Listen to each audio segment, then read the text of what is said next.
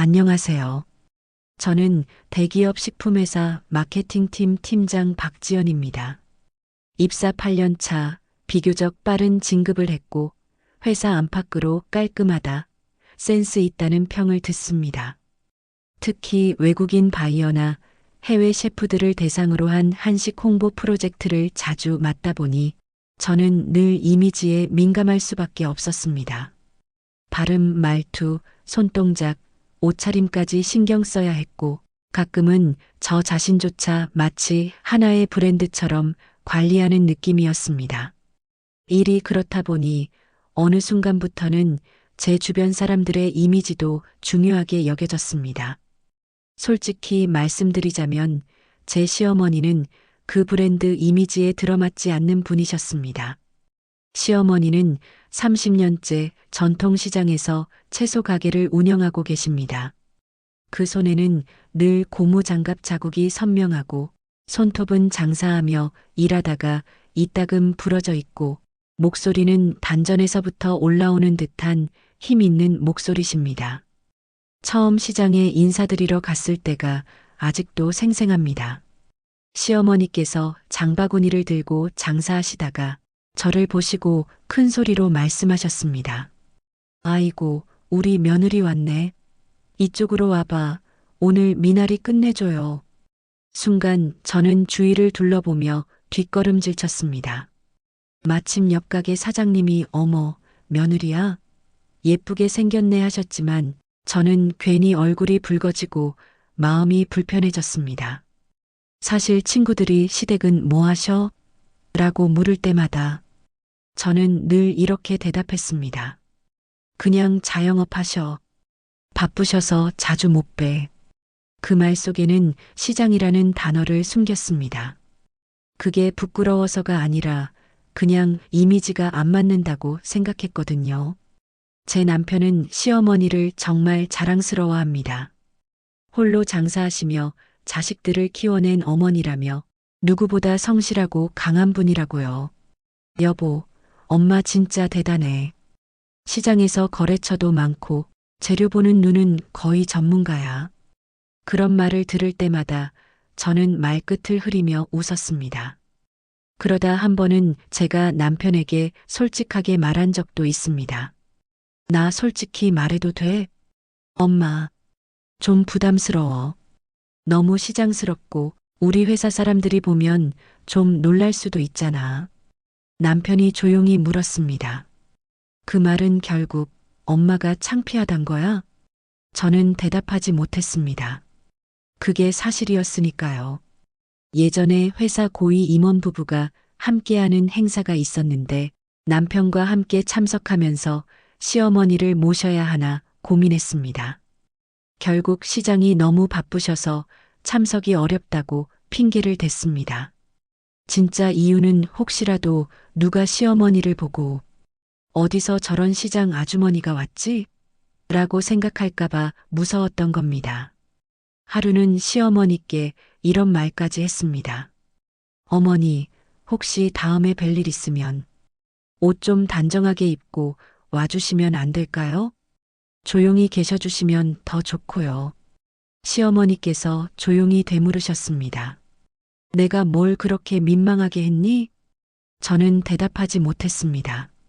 그냥 제 머릿속에서 시장 촌스러움, 거칠음, 불편함, 이런 편견이 자리 잡고 있었던 거죠. 저는 전통을 현대적으로 포장해서 전달하는 일을 하며 살아왔습니다. 그런데 아이러니하게도 진짜 전통을 지키고 살아오신 분은 바로 제 시어머니셨습니다. 그 단순한 진실을 저는 참 오래도록 인정하지 못했습니다. 시어머니께 그런 말을 내뱉고 돌아서는 길, 마음이 이상하게 불편했습니다. 분명 제가 원해서 제가 먼저 부탁드렸는데도 시어머니의 조용한 얼굴이 자꾸 떠올랐습니다. 내가 뭔가 민망하게 했니? 그 짧은 말이 마음속에 비수처럼 꽂혔습니다. 하지만 저는 그 감정을 피했습니다. 지금은 일에 집중해야 할 때야. 프로페셔널한 이미지가 중요하지. 감정에 휘둘리지 말자. 그리고 때마침 회사에서 큰 프로젝트 하나가 떨어졌습니다. 한식의 세계화라는 주제로 외교 부문화 재단 문화 콘텐츠 진흥원까지 연결된 대규모 홍보 행사. 저는 마케팅팀 실무 총괄을 맡게 됐고 당연히 모든 시선이 제게 집중되었습니다. 이번 프로젝트는 제 경력에 있어 결정적인 기회였습니다. 성공하면 부서장 승진, 해외 파견 기회도 열릴 수 있었습니다. 저는 정말 온몸을 던져 일에 매달렸습니다. 행사의 콘셉트는 한국의 땅에서 자란 재료, 전통 그대로. 그래서 전 전국 각지에서 제철 식재료를 산지 직송으로 공수하는 프리미엄 기획을 만들었습니다. 충북 청원 배추, 전남 해남무, 강원도 고랭지 미나리. 현장에선 외국 미슐랭 셰프들이 코스를 조리하고 각각의 식재료에 대한 설명을 곁들이는 고급 한식 디너 형식. 그 모든 것을 제가 연출하고 기획하고 설명해야 했습니다. 정말 수백 통의 전화를 하고 수십 개의 계약서를 점검하며 그 모든 준비를 마쳤다고 생각했습니다. 그런데 행사 전날 밤 10시 휴대폰이 울렸습니다. 박지연 팀장님, 정말 죄송합니다. 내일 납품 예정이던 채소, 전량 배송 불가입니다. 네. 강원도 지역 폭설 때문에 배송이 전면 중단됐고 전라도 쪽은 기상 악화로 수확 자체가 어렵다고 합니다. 현재 대체도 불가능합니다. 그 말을 듣는 순간 귀에서 윙마이너스 소리가 났습니다. 곧바로 상사에게 보고했지만 돌아온 말은 냉정했습니다. 그게 팀장이라는 사람이 할 보고예요? 이런 건 미리 대비했어야죠. 지금은 재료보다 행사 전체 컨셉이 중요하니까 재료를 바꾸는 게 오히려 리스크일 수도 있고요. 그럼 어떻게 하자는 겁니까? 중국산 채소라도 갖다 놓고 전통 산지 직송이라고 속이기라도 하죠? 그 말에 입이 붙었습니다. 상사의 목소리는 단호했습니다. 내일 행사 망치면 팀장 타이틀 내려놓을 각오하세요. 전화를 끊고 나서야 제 손이 얼마나 떨리고 있었는지 느꼈습니다. 진짜 망했다. 그동안 쌓아온 이미지도 커리어도 이 행사 하나로 무너질 수 있겠다는 생각이 들었습니다. 회의실에 혼자 앉아 식탁 위에 펼쳐둔 행사 기획서와 재료 리스트를 바라보는데 눈물이 쏟아졌습니다. 그때 머릿속에 하나의 장면이 떠올랐습니다. 시장, 그리고 시어머니, 그 손, 그 고무장갑, 그 흙 묻은 채소 꾸러미. 설마 그분이라면 무언가 할 수 있을지도 몰라. 하지만 동시에 또 다른 감정이 엄습했습니다. 내가 그동안 무슨 말을 했는데 지금 와서 도움을 청해? 그럼에도 불구하고 저는 핸드폰을 들었습니다. 남편에게 전화를 걸었고 말도 제대로 못한 채 흐느끼듯 말했습니다. 여보, 나 진짜 망했어. 왜? 무슨 일이야? 재료가 전부 취소됐어. 내일 행사 다 말아먹게 생겼어. 나 잘릴 수도 있어. 남편은 잠시 침묵하다가 조용히 말했습니다. 엄마한테 연락해 볼게. 안 돼. 그건 안 돼. 내가 그동안 어떻게 했는데 그걸 부탁해? 지금은 체면 따질 때 아니야. 넌 살아야 하잖아. 그 말이 너무 차갑게 들려서 오히려 정신이 번쩍 들었습니다. 그래, 맞는 말이었습니다. 지금 이 상황에선 자존심도 이미지도 체면도 아무 소용 없었습니다. 한참을 울고 난 뒤 남편에게서 한 통의 문자가 왔습니다. 엄마 움직이신대. 그 문장을 보는 순간 제 입에서는 저도 모르게 흐느낌이 터져 나왔습니다.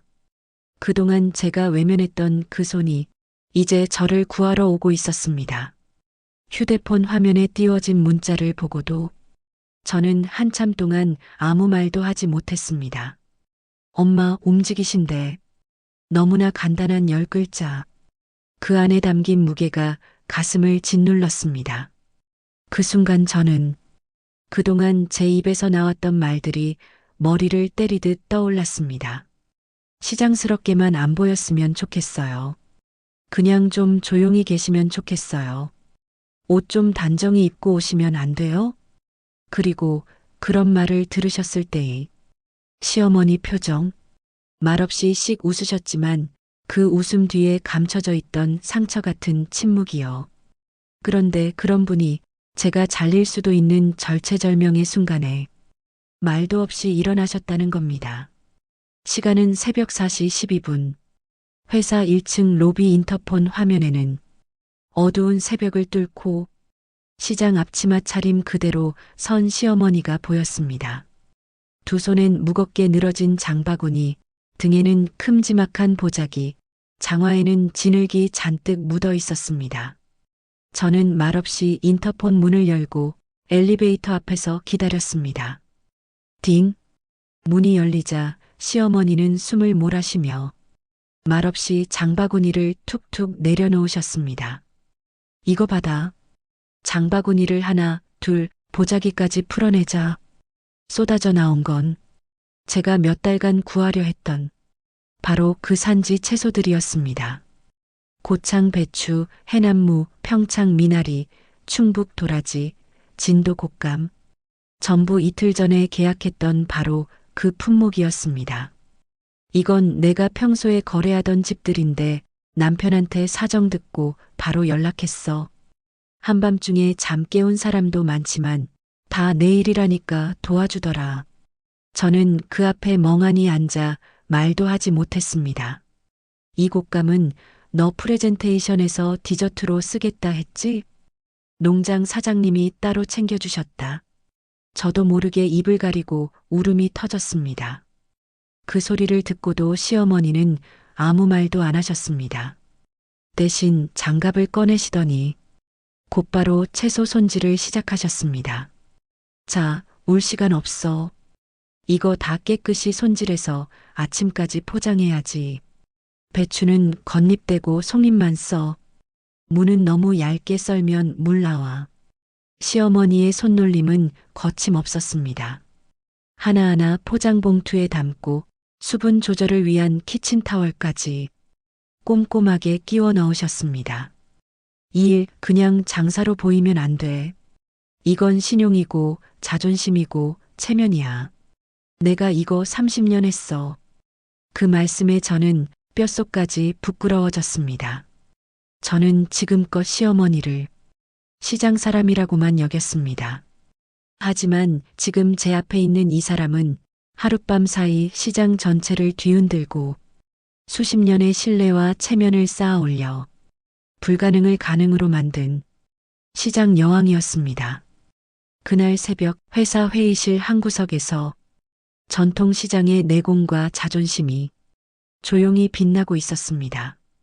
어머니 진심으로 죄송해요. 정말 제가 너무 무례했어요. 됐어. 사람이 실수할 수도 있지. 근데 실수보다 중요한 건 그걸 고칠 기회를 붙잡는 거야. 그 말에 저는 더 이상 말을 잇지 못했습니다. 그날 새벽 시어머니는 시장도 비우고 가게도 닫고 고객도 밀어놓은 채 오직 며느리 하나 살리겠다는 마음으로 뛴 것이었습니다. 그게 어떤 마음인지 그제야 알 것 같았습니다. 행사 당일 아침 나는 밤을 새고 회의실 소파에 기대어 잠시 눈을 붙였다가 주섬주섬 일어났습니다. 거울을 보니 다크서클은 턱 밑까지 내려와 있고 눈은 퉁퉁 부어 있었습니다. 그런데 이상하게 마음은 조용했습니다. 이유는 단 하나, 시어머니가 이 모든 걸 가능하게 해주셨기 때문입니다. 전날 새벽 함께 손질했던 재료들이 아침 햇살에 더 반짝이고 빛나 보였습니다. 정갈하게 포장된 채소 하나하나엔 시어머니의 손글씨가 붙어 있었죠. 이 배추는 송잎만 써주세요. 단맛이 좋아요. 이 미나리는 향이 강하니 데치지 마세요. 곶감은 당일 썰어야 당도 유지돼요. 손님들이 식사하며 이걸 볼 수 있도록 우리는 라벨까지 준비했고 그건 단순한 안내문이 아닌 한 사람의 평생 노하우와 정성이었습니다.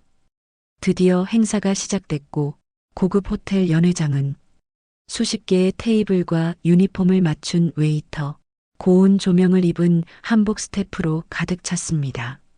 나는 프레젠터 마이크를 손에 쥐고 떨리는 목소리로 오프닝을 시작했습니다.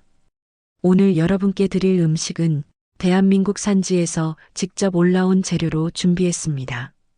이 재료들은 모두 누군가의 손으로 직접 따고 다듬고 보내주신 것들입니다. 그리고 그 순간 저 멀리 앉아 계신 시어머니와 눈이 마주쳤습니다. 정장도 화장도 하지 않으신 그저 수수한 셔츠와 자켓 차림의 그분. 하지만 나는 지금 그 어떤 VIP보다도 그분이 빛나 보였습니다. 행사 내내 사람들은 입안에 퍼지는 신선한 맛에 감탄을 금치 못했습니다. 이 배추 이렇게 단맛이 강한 건 처음이에요.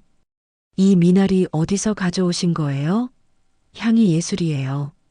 이 곶감 디저트, 한국 전통 디저트 맞나요? 너무 고급스러워요. 행사 후반부 회사 부사장님이 내게 다가와 물으셨습니다. 박지연 팀장, 이 재료들 대체 어디서 구한 겁니까? 정말 감동적인 퀄리티예요. 나는 조금 머뭇거리다 대답했습니다. 제 시어머니께서 시장에서 직접 밤새 모아서 손질해 주셨습니다.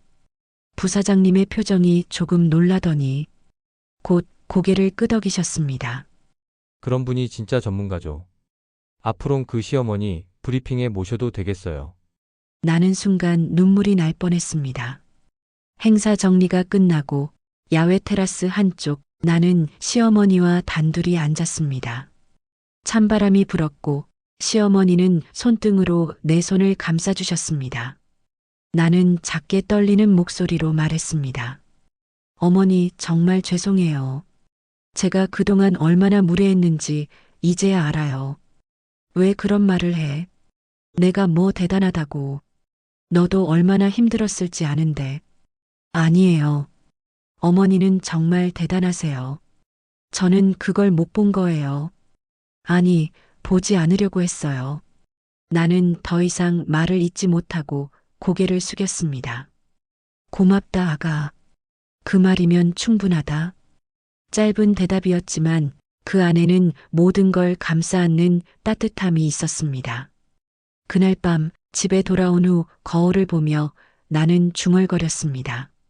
부끄러운 건 시어머니가 아니라 그분을 숨기려 했던 내 마음이었다.